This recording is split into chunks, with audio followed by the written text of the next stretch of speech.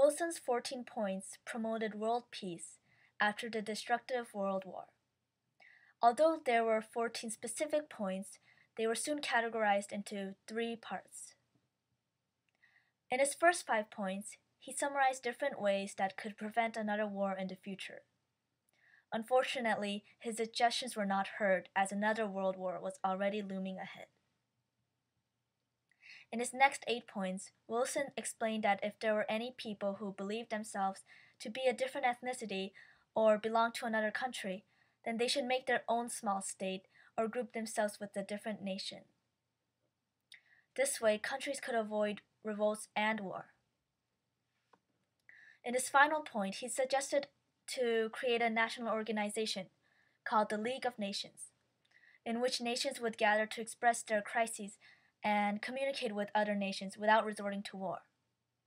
This was an idea similar to the United Nations, only the UN has yet to be created at this point. Anyways, while other nations seemed to like this idea and joined this league, USA themselves did not join it, ironically enough, in fear of entangling themselves in another mess with Europe. They wanted to isolate themselves and become neutral again.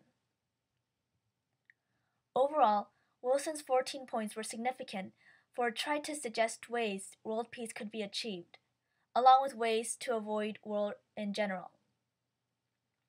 However, many others scoffed at these points and thought that he was just being soft, even though he did have some good points and suggestions.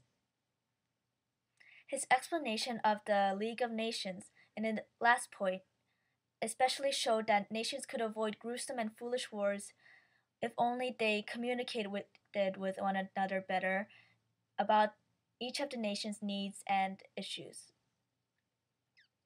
That way, other nations could accommodate to the other's needs and help each other out instead of challenging a war against each other.